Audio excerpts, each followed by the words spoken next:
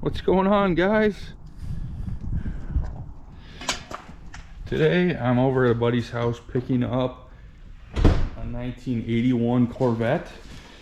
It's got some transmission problems, been sitting for a long time. Not sure if the trans is bad or if it's just because it leaked all the fluid out. The output shaft seal is definitely bad. Initially I was planning to pick this thing up with a trailer and haul it to the house. We're only like a mile away. It's been sitting for a long time, so I'm not sure how well it's gonna run or anything, but I'm gonna try to add some transmission fluid to it and hook the battery back up and see if I can get it to drive, and then I'll just drive it home. It'd be a lot easier than trying to load it up. It's super low to the ground, so getting it on my trailer, I'd have to use some blocks and it just wouldn't be fun. So instead, I'm gonna see if I can get it to run, and we'll go from there.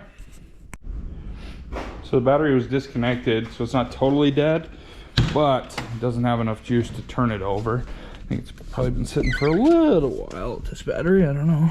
We're gonna go ahead and throw a jump pack on it.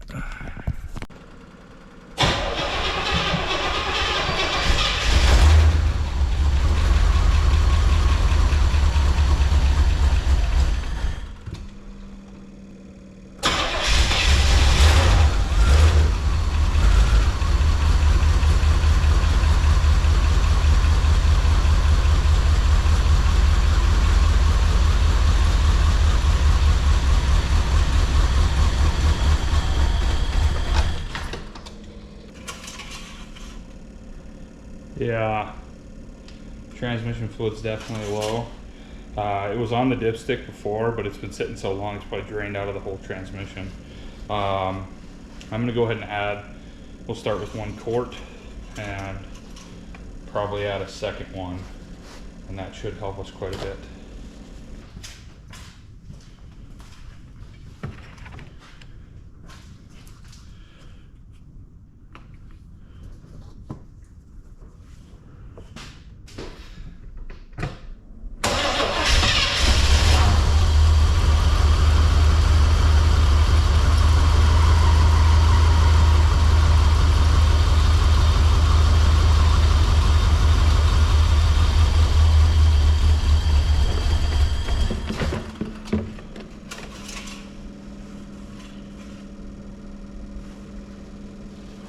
Alright, so dipstick's dry again.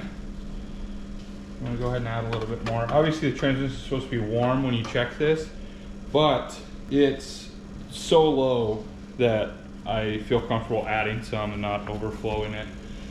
Also, when I take the tail shaft housing out, it's gonna, or the tail shaft seal out, it's gonna affect, and I'll lose a bunch of fluid.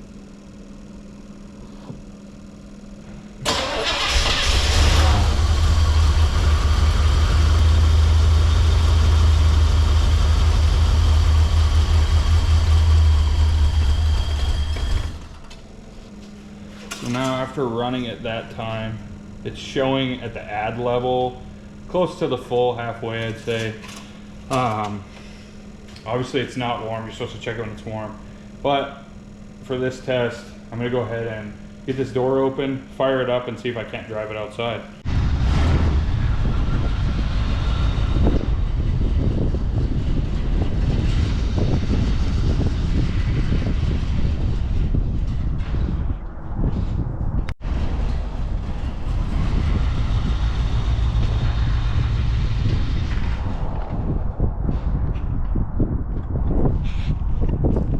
I hope you keep this in the video.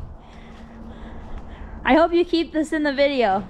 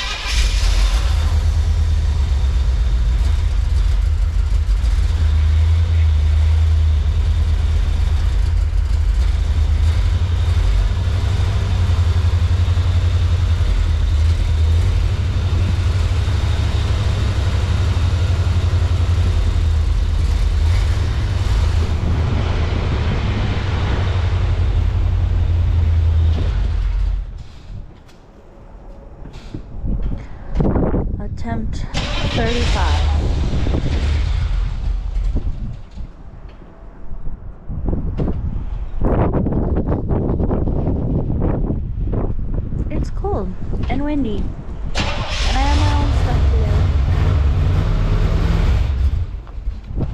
to do. Well, attempt 55 was a little bit short-lived because now we're rolling back down the hill.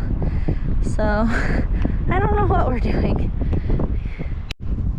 So the transmission actually feels pretty good now that I added a couple quarts of fluid, but I wouldn't run long enough. I started coming up this hill and it just started dying. So I imagine that carburetor's in pretty good shape. So we're gonna throw it on this trailer and try to get home.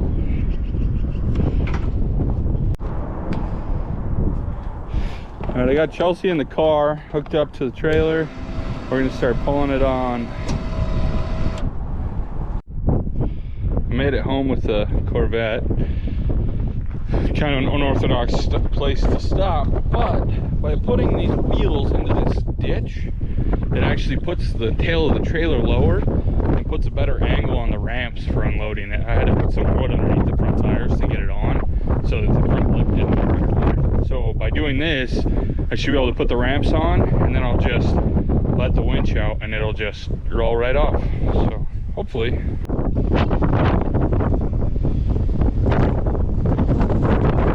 It's just like I planned it. Well, I got home, I've got the car outside. Not sure if you guys could see how incredibly sketchy that was from the view of my wife and her camera skills. Basically, I couldn't get the car to idle, so I was trying to get it started and then basically drop it in gear to get it to go. It ended up actually chirping the tires a couple times, which is a good sign for the transmission, but when you put that load on the engine, it was basically shutting it down. So we finally got it to a spot where it was like lean downhill a little bit, and then the extra help from gravity was able to pick up, and I was able to make it about halfway up the hill to come back to my place, and it just died out on me. I just lost all power and it died. So I'm like, all right, great, you know. And then I was like, well, I'll go back down towards the house here and then we'll get loaded up. I started going backwards and realized I have 0 brakes. So I am pushing the foot brake to the point where there could be a dent in the floor pan, you know, you never know. And I thought I was gonna rip the handbrake out of that thing. So, extremely sketchy. We got her loaded up. I'm gonna go get in it now, see if I can happen to get it to run and drive me in here. Otherwise, I'll just push it in. Gonna be super careful though, so that I don't drive right through my workbench. If it drives, I doubt it will, but you know, you gotta give it a shot.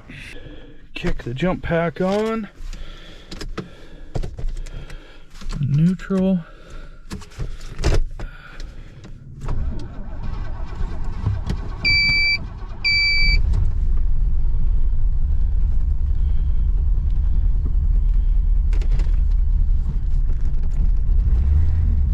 Hey, we're driving.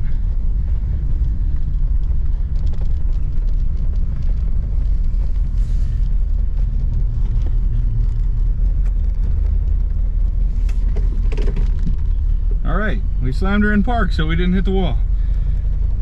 Turns out that in the early 1980s, GM just really wanted to overcomplicate everything. So they took something that was extremely simple, like a small block Chevy, and added that. So vacuum lines running everywhere, wires running everywhere. I've never seen so many electronics on a carburetor in my life. This thing is brutal. This thing has been sitting, from what I heard or believe, it's been sitting since the 90s. So 36,000 original miles on this thing, and man, I gotta tell you, GM made a pretty good product here. 1981, not a spot of rust on this fiberglass body. That's what I'm gonna do, is try and disconnect that carb inlet and plumb my own in and see if we can't get this thing to run. You might think this is gonna be a continuation of the Corvette video, but as Matt from Matt's Off-Road Recovery would say, so I got a call yesterday at about 7 a.m. in Montana. It's now about 11 a.m. and I'm in Key West about to get on the Virgin Scarlet Lady. They got a little bit of a sticky situation going on with one of the engines. Needed me to come down and see if I can take care of it. So, pause the video, we'll get this taken care of. Hopefully be back in Montana in a couple days, and we'll get back to work on the Corvette. Until then, virgin voyages. It happens.